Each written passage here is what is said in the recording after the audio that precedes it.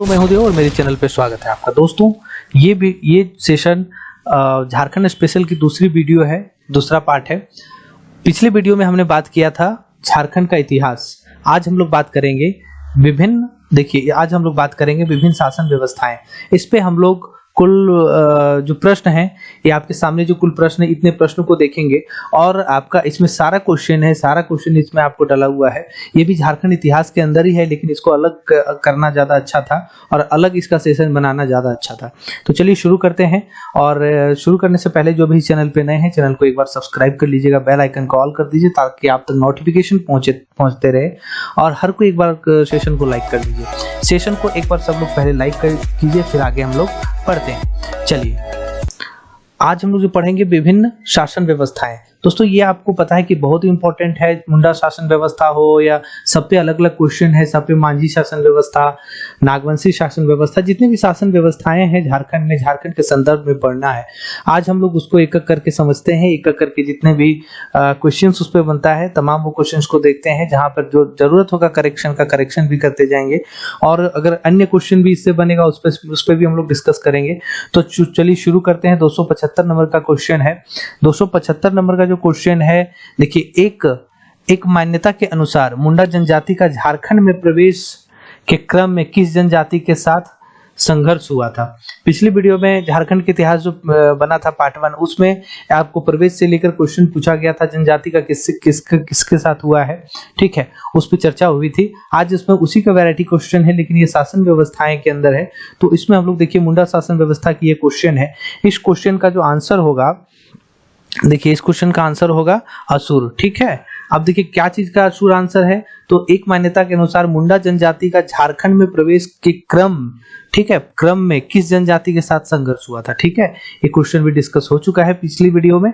तो चलिए, और एक बात है, जैसे 4 ऑप्शन आपके सामने है, तो 4 ऑप्शन हम आपको नहीं पढ़ेंगे इसमें, क्योंकि जैसा कि हर वीडियो में करते आ रहे हैं, अगर 4 ऑप्शन पढ़ेंगे तो इससे आपको 2 तरह का नुकसान है। 2 तरह का नुकसान क्या है कि कोई चीजें, हमारा जो ह्यूमन नेचर है वो कोई चीज को, कोई वर्ड को जो है वो अपने दिमाग में लोकेट कर लेता है। तो कोई गलत अगर 4 आपके सामने ऑप्शन पढ़ा जाए और अगर कोई अच्छा आपको लगा और वो दिमाग में बैठ जाए तो वो गड़बड़ हो जाएगा। इसलिए क्वेश्चन के साथ सीधा हम आपको आंसर बताएंगे और इससे समय भी हम लोग का बचेगा। तो चलिए, क्योंकि सवाल बहुत है, इस सेशन जो अभी शुरू हुआ है, इस सेशन का जो सीरीज चलेगा, इसमें सवाल आपको 7000 के से ऊपर सवाल मिलेंगे। तो आप अंतिम तक बने रहिएगा। हर सेशन में आपको अलग अलग वैरायटी के क्वेश्चंस मिलेंगे, आपको हर तरह के क्वेश्चन इसमें देखने को मिलेंगे। चलिए बढ़ते हैं। दूसरा क्वेश्चन क्या है आपके सामने, देखिए दूसरा क्वेश्चन है, मुंडा जनजाति के लोग अपने समाधि स्थल को क्या कहते हैं। मुंडा जनजाति के लोग अपने समाधि स्थल को क्या कहते हैं, बताइए। समाधि स्थल को क्या कहते हैं, शासन, ठीक है, ऑप्शन नंबर बी होगा। आगे चलिए, आगे बढ़िए। क्या है 277 नंबर क्वेश्चन, देखिए मुंडा जनजाति में खूंट का तात्पर्य क्या होता है, ठीक है। जैसे खूंट कटीदार वगैरह होता है ना, तो वो चीज को आपको पढ़ना होता है। उसमें सीएनटी आपको जो पढ़ेंगे, उसमें सीएनटी वगैरह पढ़ेंगे, उसकी जो आपको वो जेपीएससी में पढ़ना है, इसमें नहीं पढ़ना है। तो उसमें जो है ये सब शब्द का ज्यादा प्रयोग होता है, लेकिन यहाँ भी जो है खूंट शब्द का प्रयोग के बारे में बोला गया है। ये आपको जेएसएससी के संदर्भ में भी है और जेपीएससी के संदर्भ में भी है। तो इसका जो आंसर होगा, खूंट का मतलब होता है परिवार, ठीक है। तो आप जब जेपीएससी वाले जितने स्टूडेंट होंगे, जब उस पे बात होगी, खूंट कटीदार के बारे में जब बात होगी, जब विशेष उस पे बात होगी, तो बहुत अच्छे से समझ में आएगा। फिलहाल जानिए कि मुंडा जनजाति खूंट जो है जनजातियों में खूंट परिवार को कहा जाता है। 278 नंबर का क्वेश्चन देखिए, मुंडा समुदाय में गांवों के समूह को क्या कहा जाता है। मुंडा समुदाय में गांवों के समूह को क्या कहा जाता है, क्या कहा जाता है, पढ़ा कहा जाता है। गांव के समूह को पढ़ा कहा जाता है। कहाँ, मुंडा समुदाय में। इस चीज को याद रखना है कि गांव के समुदाय हर शासन व्यवस्था में गांव के समूह को अलग करते हैं, उसके मुखिया को अलग करते हैं। वो सब चीजों को पढ़ते हुए चलेंगे। 279 नंबर का क्वेश्चन देखिए, निम्न में से कौन सा मुंडा शासन व्यवस्था में प्रशासनिक यहाँ होगा, ठीक, अधिकारी नहीं होता, ठीक है। कौन सा शासन मुंडा शासन व्यवस्था में ऐसा नहीं होता जो प्रशासनिक अधिकारी नहीं होता। 4 ऑप्शन आपके सामने, चारों में कौन सा है जो मुंडा शासन व्यवस्था के प्रशासनिक अधिकारियों में से नहीं है, ठीक है। आप लोग बताइए इसका आंसर। चलिए, इसका आंसर जो होगा वो महतो होगा, ऑप्शन नंबर बी होगा। 280 पर आइए, मानकी किस जनजातीय समुदाय की प्रशासनिक व्यवस्था का अंग है? मानकी, ठीक है, मानकी किस जनजातीय समुदाय का प्रशासनिक अंग है? पता है अभी हम लोग मुंडा शासन व्यवस्था पे बात कर रहे थे, इसका आंसर जो होगा मुंडा होगा, ऑप्शन नंबर सी होगा।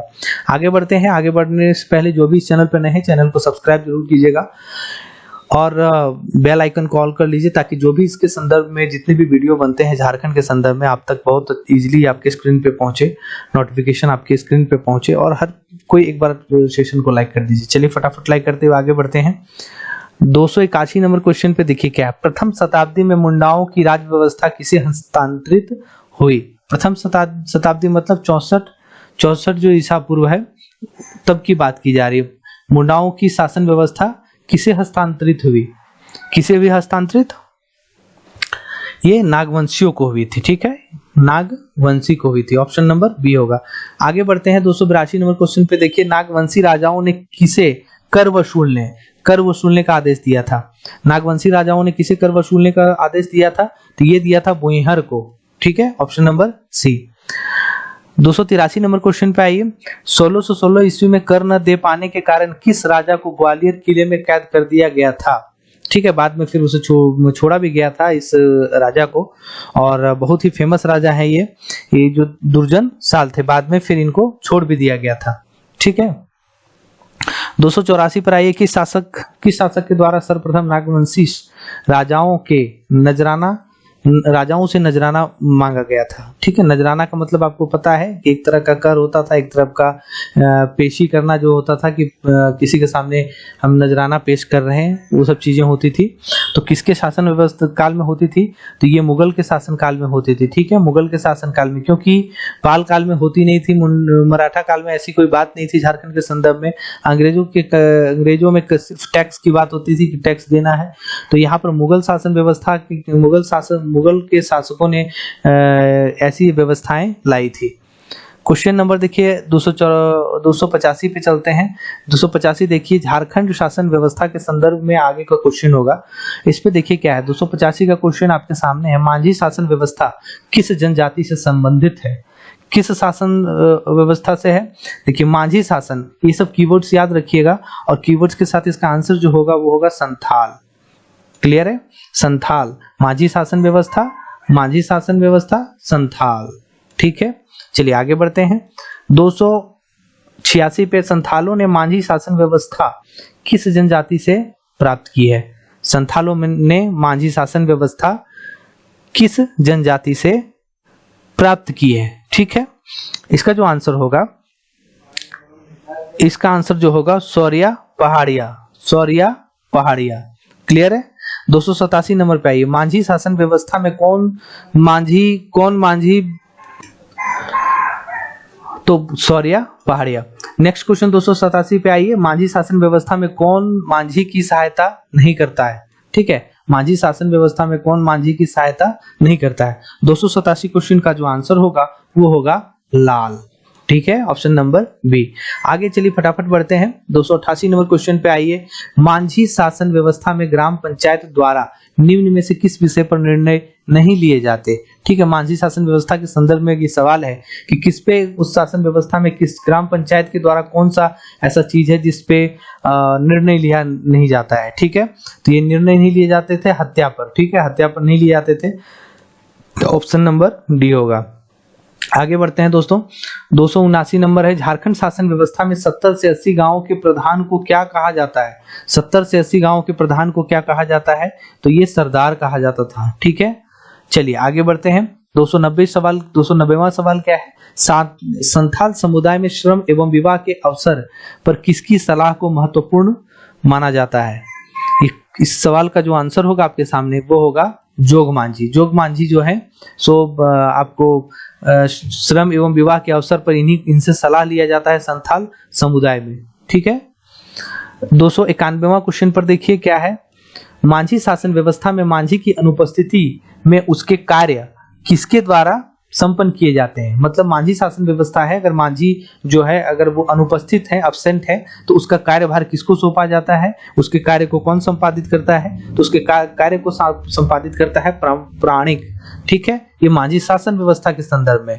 चलिए आगे बढ़िए। 292 नंबर, संथाल समुदाय में भगदो प्रजा शब्द किसके लिए प्रयोग में किया गया है? संथाल समुदाय के बारे में जो क्वेश्चन है, भगदो प्रजा को लेकर किसके लिए प्रयोग किया गया है? ठीक है, ये जो सवाल का आंसर होगा ये होगा वरिष्ठ सज्जन को लेकर। ठीक है, वरिष्ठ सज्जन जो हो जाते थे उनको लेकर हो जाता था, उनको जमीन भी कुछ दी जाती थी।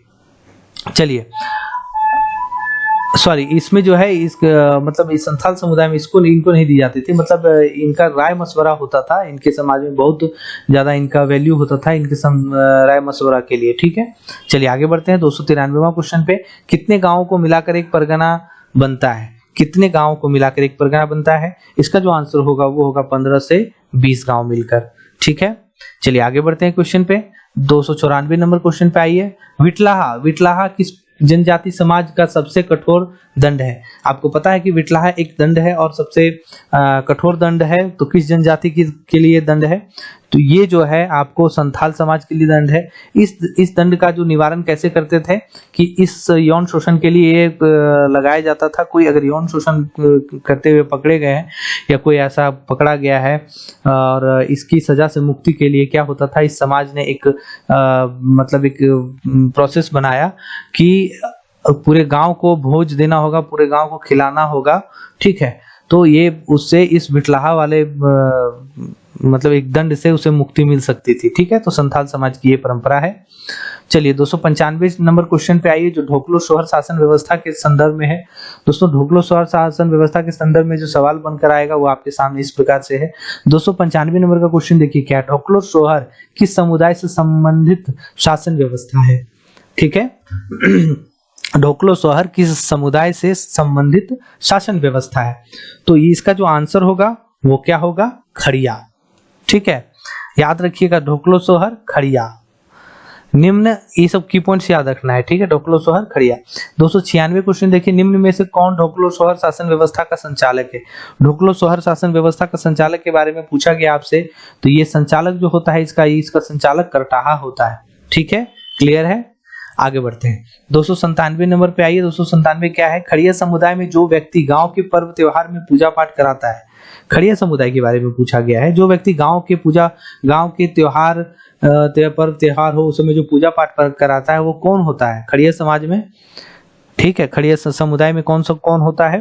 तो वो होता है पाहन। ठीक है, पाहन। आगे बढ़ते हैं। 298 में क्वेश्चन पे आइए।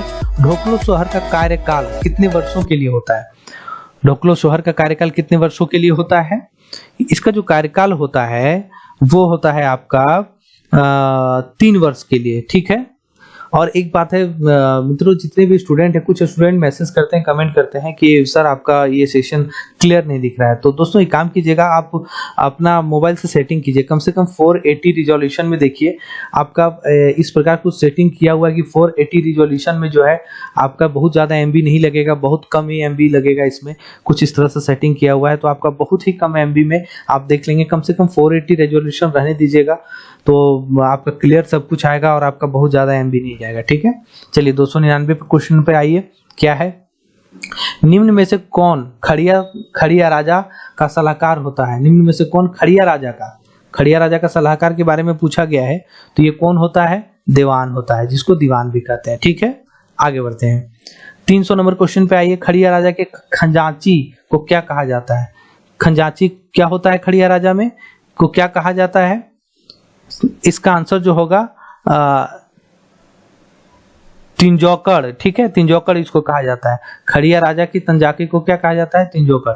चलिए 301 सवाल पर आइए। 301 जो सवाल है वो है उरांव जनजाति शासन व्यवस्था के संदर्भ में जितने भी सवाल बनकर आएंगे वो है। चलिए इस सेशन में शासन व्यवस्था में आगे बढ़ेंगे। आगे बढ़ने से पहले फिर एक बार आप जो भी इस चैनल पे नए हैं, चैनल को सब्सक्राइब कीजिएगा, बेल आइकन को ऑल कर दीजिए। हर कोई एक बार सेशन को जरूर लाइक कीजिएगा, लाइक करना ना भूलें। चलिए सेशन को आगे बढ़ाते हैं। 301 नंबर क्वेश्चन क्या है? झारखंड में जनजाति के दृष्टि से, ठीक है, झारखंड में जनजाति के दृष्टि से दूसरी सबसे बड़ी जनजाति कौन सी है? ठीक है, सवाल बहुत ज्यादा रिपीटेड है, ये बहुत आपको जेएसएससी किसी में भी है, जेपीएससी में ये सवाल पूछा गया है, तो रिपीटेड सवाल है जो आपको उरांव वंश का आंसर होगा। चलिए 302 नंबर क्वेश्चन पे आइए। जंगल साफ कर खेत बनाने वाले को क्या कहा जाता है? जंगल साफ कर खेत बनाने वाले को क्या कहा जाता है? तो इसको कहा जाता है भूइंहर। ठीक है, भूइंहर। 303 नंबर सवाल पे आइए, क्या है? उरांव समुदाय में धार्मिक कृतियों के संपादन कौन करता है? उरांव समुदाय में धार्मिक कृतियों का संपादन कौन करता है? इसका जो ऑप्शन आपके सामने होगा, देखिए यहाँ पर है, इसका ऑप्शन का आंसर क्या होगा? वो होगा धार्मिक कार्यों का उसमें कौन करता है? पाहन करता है। ठीक है, किस में करता है? आपको उरांव जनजाति में। ठीक है, चलिए नेक्स्ट क्वेश्चन आपके सामने है 304 नंबर। निम्न में से 304 नंबर देखिए, निम्न में से कौन उरांव समुदाय में ग्राम का मुखिया होता है? उरांव समुदाय में ग्राम का मुखिया के बारे में पूछा गया है, बहुत ही इंपॉर्टेंट सवाल है, इसको थोड़ा याद रखिएगा। तो उसको महतो को कहा जाता है। ठीक है, ऑप्शन नंबर ए होगा। 305 नंबर पे आइए, किस समुदाय की यह प्रमुख उक्ति है? ठीक है, किसी समुदाय की प्रमुख उक्ति के बारे में आपको बताया गया, उक्ति पढ़कर सुनाते हैं। पाहन गांव को बनाता है, महतो गांव को चलाता है। ठीक है, पाहन गांव को बनाता है, महतो गांव को चलाता है। किसकी उक्ति है? ये जो उक्ति है आपको उरांव की है। ठीक है, चलिए आगे बढ़ते हैं। क्वेश्चन नंबर 306 पे आइए। दूध भैया गांव प्रथा का प्रचलन किस समुदाय में है? दूध भैया गांव प्रथा का प्रचलन किस समुदाय में है? तो किस समुदाय में है आप इसका आंसर करेंगे?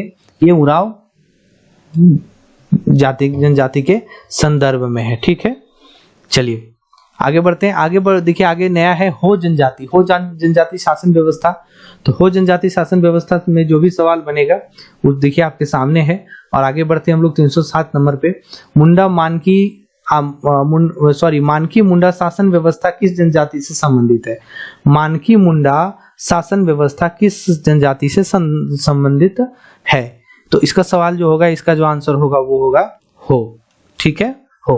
अब आपको याद रखना है, हो जनजाति मतलब मानकी मुंडा शासन व्यवस्था। ठीक है, हो जनजाति मतलब एक, क्योंकि सवाल ऐसे भी पूछा जाता है, मानकी मुंडा शासन व्यवस्था किस जनजाति से संबंधित रहती है? ठीक है, ये हो जनजाति कौन सा शासन व्यवस्था से रहता है? सवाल उल्टा करके आपसे पूछा जा सकता है, तो ये चीज याद रखना है। चलिए 308 नंबर पे आते हैं, क्या है? निम्न में से किस जनजाति में डायन प्रथा पाई जाती है? कौन सी एक जनजाति है जिसमें डायन प्रथा का प्रचलन है? तो वो होगा, कौन सा होगा? ये हो जनजाति में।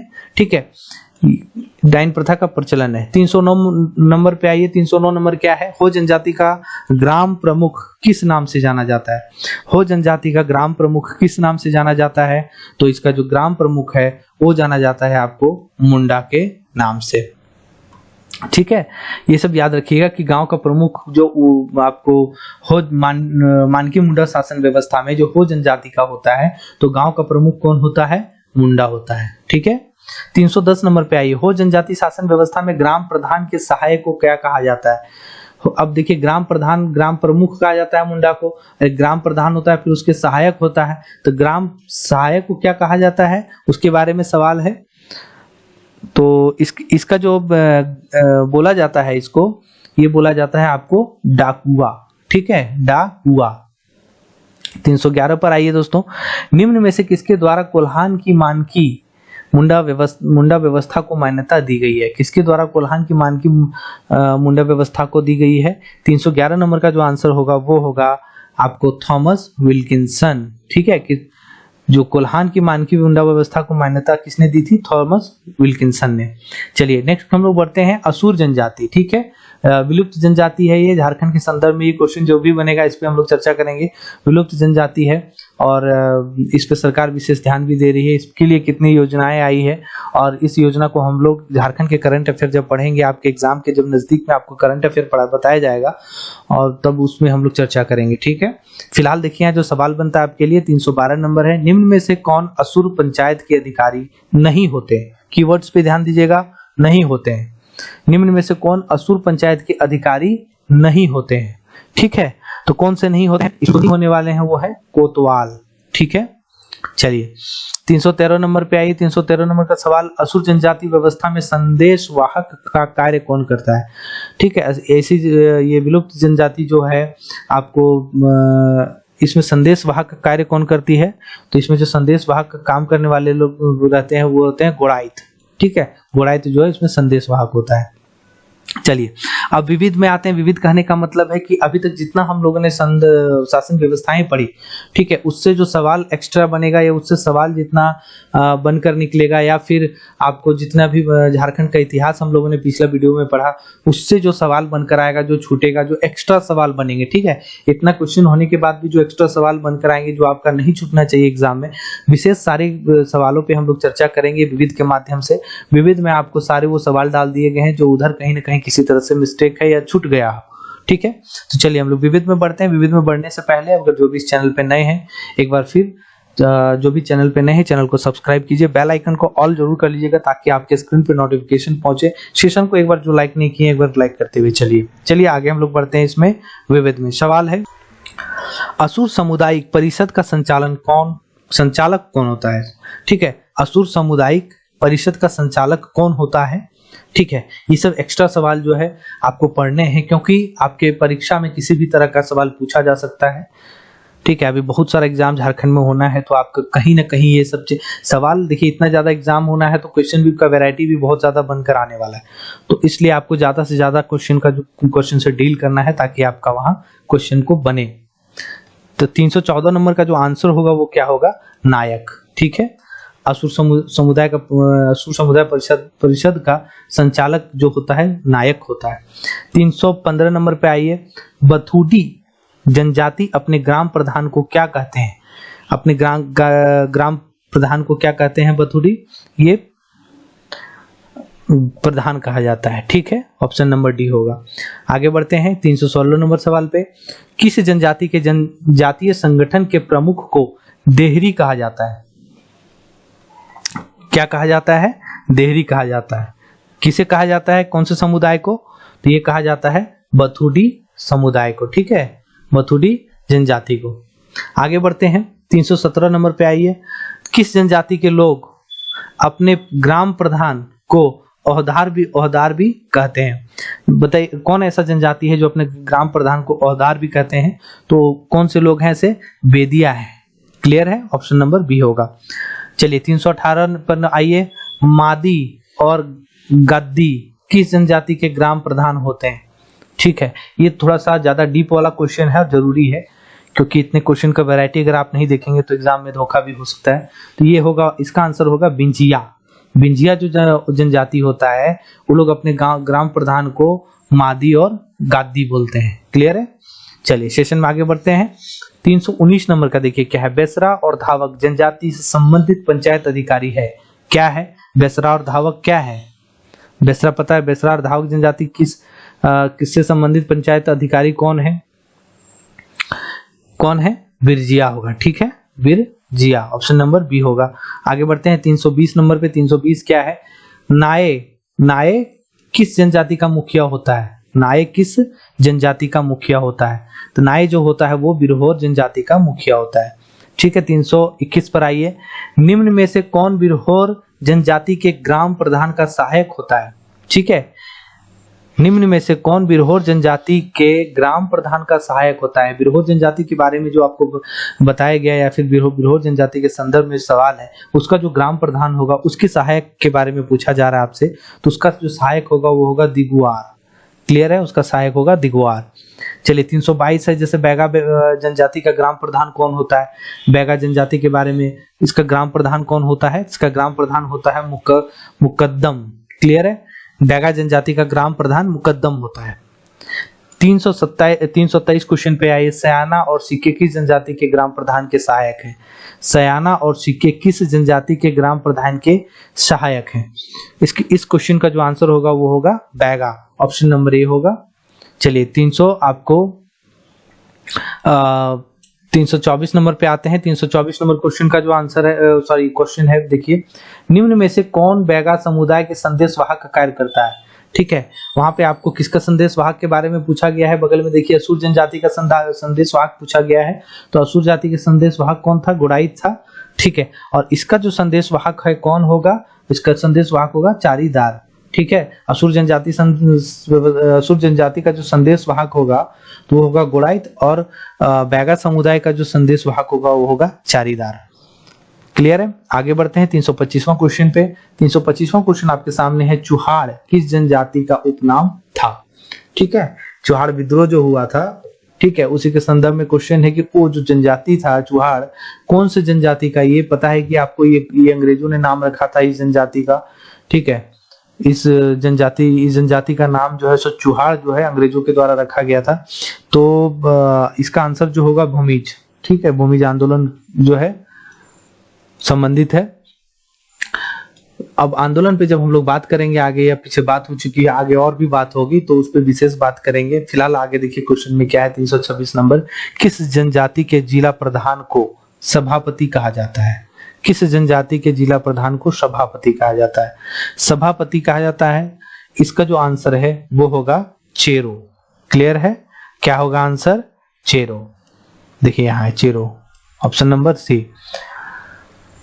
327 नंबर का क्वेश्चन है, पांडरे किस जनजाति के प्रशासनिक व्यवस्था का अंग है? पांडरे किस जनजाति के प्रशासनिक व्यवस्था का अंग है? ठीक है, तो ये जो शासन व्यवस्था का अंग है वो है आपको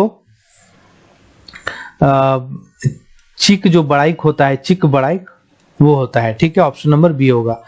328 नंबर पे आइए, गोंड जनजाति के ग्राम प्रधान को क्या कहा जाता है? गोंड जनजाति के ग्राम प्रधान को क्या कहा जाता है दोस्तों? इसको जो कहा जाता है वो का शयाना कहा जाता है, ठीक है। चलिए आगे बढ़ते हैं।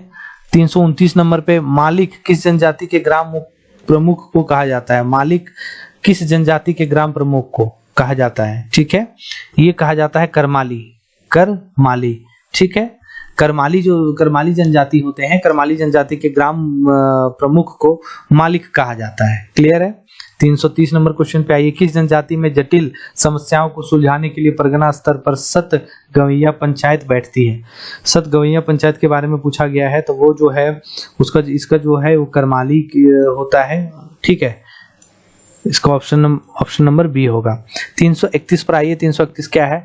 कंवर जनजाति के ग्राम पंचायत का संचालन कौन करता है? कंवर जनजाति के ग्राम पंचायत का संचालन कौन करता है? तो ये कौन करता है? ये पटेल करता है, ऑप्शन नंबर सी होगा। आगे बढ़ते हैं, आगे देखिए क्या है कि 332 नंबर सवाल पे देखिए, किस जनजाति में यह प्रथा है? किस जनजाति में यह प्रथा है कि गांव का वरिष्ठ एवं योग्य व्यक्ति गांव का मुखिया होगा?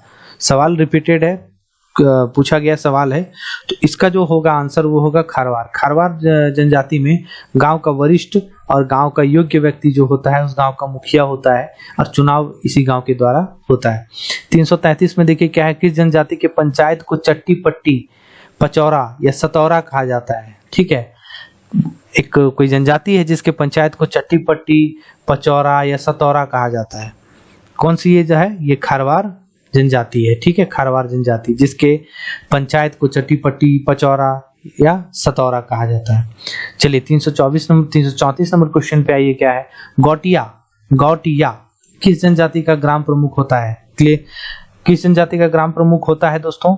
इसका ऑप्शन देखिए आपके सामने है, 4 ऑप्शन है। ये खोंड जनजाति के बारे में बोला जाता है, खोंड जो इसका ऑप्शन नंबर डी होगा, ठीक है। 335 नंबर पे आइए, अब ज्यादा सवाल नहीं बचा हुआ है, बस 340 तक ये लास्ट है, और धैर्य पूर्वक देखिए। 203 ईस्वी में झारखंड की 32वीं जनजाति के रूप में किसे मान्यता मिली है? ठीक है, आपको पता है कि 32 जनजाति होती है, ठीक है। तो ये जो है जो 2003 ईस्वी में झारखंड अलग के बाद जो 32वीं जनजाति के रूप में मान्यता मिली थी, वो कौन सी मिली थी? सवाल बहुत ही इंपॉर्टेंट हो जाता है, तो वो कोल जनजाति हो जाती है। 336 नंबर पे देखिए, किस जनजाति में बी रक्त समूह की अधिकता पाई जाती है? बी रक्त समूह, ठीक है, बी रक्त समूह मतलब बी, ये पॉजिटिव नेगेटिव भी हो सकता है, ठीक है, पॉजिटिव और नेगेटिव, लेकिन बी रक्त समूह बोला गया है। तो 336, ये एक सर्वे के बाद ही सवाल ये सब बनते हैं, ये सब सवाल सर्वे किया गया था, तो ऐसा नहीं कि 100% लोगों में पाया जाता है। ये आपका जो एक्यूरेसी रहता है, ये जो डेटा रहता है, वो मैक्सिमम लोगों में देखा जाता है कि क्या मैक्सिमम लोगों में ये चीज पाया जाता है। तो अधिकता इसीलिए बोली गई है यहाँ पे कि अधिकता, ये नहीं बोला गया कि पूर्ण रूप से पाई जाती है, ठीक है, मतलब अधिकता पूछा गया। जो सवाल है उसका आंसर पे हम लोग जाते हैं कि कोल जनजाति ऐसी है जिसके रक्त समूह जो है वो बी पाई जाती है, पॉजिटिव नेगेटिव जो भी हो, बी रक्त समूह। 337 नंबर क्वेश्चन देखिए क्या है, बड़ा मुखिया किस जनजाति का ग्राम प्रमुख होता है? बड़ा मुखिया किस जनजाति का ग्राम प्रमुख होता है? तो ये जो होता है वो कोरबा जनजाति जो होते हैं ना, कोरबा, उन्हीं का होता है जनजाति का ग्राम प्रधान होता है, ठीक है, ग्राम प्रमुख होता है, सॉरी ग्राम प्रमुख। चलिए 338 नंबर क्वेश्चन पे आइए, तो अब 3 सवाल बचा हुआ आपके सामने। 338 में क्या है, गोड़ाइत और दीवान किस जनजाति के ग्राम प्रधान के सहायक होते हैं? ठीक है, अभी देखिए दोस्तों ये 40वां खत्म होगा, इसमें खत्म होगा, एक इंपॉर्टेंट बात करेंगे आपसे इस सेशन के बाद तुरंत, एक बहुत इंपॉर्टेंट बात होगा, तो चलिए इस सेशन में बने रहिए। 338 नंबर पे क्या है, गोड़ाइत और दीवान किस जनजाति के ग्राम प्रधान के सहायक होते हैं? ठीक है, ये होते हैं माल पहाड़िया जो होते हैं उन्हीं के, ठीक है, माल पहाड़िया जो होते हैं वो वही जो ग्राम होते हैं जो ग्राम प्रधान के सहायक होते हैं, गोड़ाइत और दीवान, ठीक है। चलिए 339 पे क्या होता है, भैयारी और जाति गोट किस समुदाय की जाति पंचायत है? ठीक है, भैयारी और जाति गोट किस समुदाय की जाति पंचायत है? तो वो जो आंसर होगा वो होगा परहिया। चलिए नेक्स्ट और लास्ट क्वेश्चन क्या है, निम्न में से कौन पहाड़िया जनजाति का ग्राम प्रधान होता है? कौन होता है? तो ये जो होता है महतो होता है। चलिए आपके सामने सारे सवाल का उत्तर हो गया, सारे सवाल जितने भी शासन व्यवस्थाओं से बन रहे थे आपके सामने डिस्कस कर लिया गया है। अब बात करते हैं हम लोग कुछ इसके संदर्भ में जो इम्पोर्टेंट बात करनी है उससे। इम्पोर्टेंट बात ये है दोस्तों कि देखिए इसमें जो आपको ये पार्ट 2 हो गया, ठीक है, ये पार्ट 2 हो गया। अब हम लोग जो पार्ट 1 पढ़ चुके हैं वो क्या पढ़ चुके हैं, उसमें देखिए 273 प्लस क्वेश्चन बताया गया था आपको, ठीक है, वो झारखंड का इतिहास के बारे में बताया गया था। ये भी झारखंड के इतिहास के अंदर ही है, लेकिन ये कुछ अलग है उससे शासन व्यवस्थाएं, तो उस एक ही वीडियो में सब करके खिचड़ी नहीं करना था, तो इसको अलग से बताया गया। इससे बहुत सारे सवाल ऐसे थे जो लगभग किताब में तुरंत तो नहीं मिलते हैं, तो इससे अच्छे मतलब सवाल अच्छा बनाया गया था, इससे बहुत ज्यादा डीप करके बनाया गया था और जरूरी भी है क्योंकि एग्जाम इतना आना है, वैरायटी क्वेश्चन इतना होगा तो आपसे बनना भी चाहिए। चलिए इंपॉर्टेंट बात यह है कि जो भी इस चैनल पे है जिनको नहीं पता है कि खोटा का जो सिलेबस है, ठीक है, खोटा के सिलेबस के अकॉर्डिंग जो वीडियो है खोटा, जैसे बहुत लोग बोल रहे हैं सर खोटा कम होगा, क्या होगा, क्योंकि बहुत सारे यूट्यूबर ऐसे हैं जो अभी भी अपना एनालिसिस, ठीक है, एनालिसिस कर करके लोगों को गुमराह कर रहे हैं। या फिर देखिए मेरे से भी कई कमेंट आए हैं जो कमेंट का अप्रूव नहीं होता है, कमेंट अप्रूव होने के बाद ही आपको शो करेगा, लेकिन हमें सब सारा कमेंट दिखता है, ठीक है। तो क्या है ना कि बहुत सारे स्टूडेंट ऐसा बोल रहे हैं कि सर आप भी थोड़ा इस पे बात कीजिए। एक बात क्लियर कर दें कि हम 10 एनालिसिस, अगर जैसे से सीजीएल का एग्जाम का डेट है, इस पे 10 हम वीडियो एनालिसिस करके आपको बताएंगे, आपका भी समय खराब होगा, हमारा भी समय खराब होगा। जो इम्पोर्टेंट बात है कि एग्जाम इस दिन होनी है उस पर बात कर लेंगे, बहुत इंपॉर्टेंट होगा। और जिस दिन एग्जाम होनी है अगर ऑफिशियल साइट पे दे दी आप तक तुरंत नोटिफिकेशन पहुंचेगा। बस आप इस वीडियो इस चैनल को सब्सक्राइब करके रख लीजिएगा, आप तक तुरंत पहुंचेगा। बाकी आप कहिएगा कि 10 बार कुछ हलचल हुआ है, 10 बार कुछ नया एनालिसिस करके आपको समय खराब किया जाए, तो आप इतनी एनर्जी जो सुनकर फालतू चीजों को सुनकर लगाएंगे वो झारखंड में लगाएं, झारखंड को पढ़ने में लगाएं, सीजीएल में लगाएं, जेपीएससी में लगाएं, जो भी सेशन को है उसमें लगाएं, आपका 10 क्वेश्चन ज्यादा तैयार हो जाएगा, ठीक है। तो खोटा के संदर्भ में कुछ बात करना है कि खोटा वाला जो सिलेबस है उसके अकॉर्डिंग हमने वीडियो बनाया, उसके सिलेबस के अकॉर्डिंग में, जिसमें छैहर कहानी 10 कहानी कंप्लीट हो चुकी है और सोन माटी भी खत्म होने वाली है, 2 कहानी बची हुई है। आखिरी गीत आपको मतलब 40-41 कविता तक हो चुकी है, ठीक है। चाबी काठी की नाटक 2 पार्ट में करके खत्म कर दिया गया है। खोटा पैदक खड़ी जो है उसमें वही एक ऐसी पुस्तक है जिसमें हिंदी और खोटा दोनों लिखा हुआ है, तो इसमें आपको पढ़ाने की वैसे जरूरत नहीं है, आपका समय इसमें लेने से अच्छा है कि वो पीडीएफ आपको पूरा डाउनलोड करके, मतलब पूरा पीडीएफ को बना के बुक का मेरे टेलीग्राम चैनल पे डाल दिया गया है। और भी अन्य जैसे आखिरी गीत के जितनी भी कविता है उसका पीडीएफ बना के डाल दिया गया, साथ में वहीं पर आपको वीडियो भी साथ ही साथ मिल जाएगा।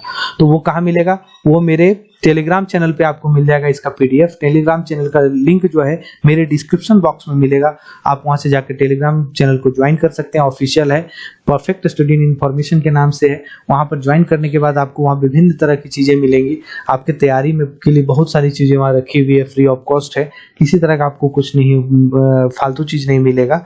और वहां पर डिस्कशन आपको फालतू करने को नहीं मिलेगा, बस वहां पर आपको एग्जाम ओरिएंटेड चीजें मिलेंगी।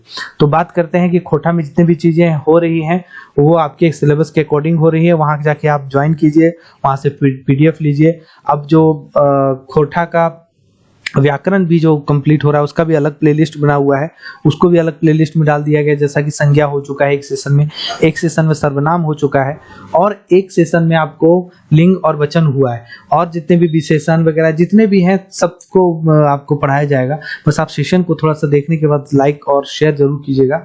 और मिलते हैं झारखंड में स्पेशल जो भी नेक्स्ट चैप्टर बनेगा उसको एक बार अच्छे से देख कर आपको बताते हैं अगले वीडियो में कि क्या उस पे सवाल बनेगा या क्या इंपॉर्टेंट चीज है, और नेक्स्ट वीडियो पे मिलेंगे। चलिए आप इस सेशन को लाइक और शेयर कर दीजिए। मिलते हैं नेक्स्ट वीडियो पे।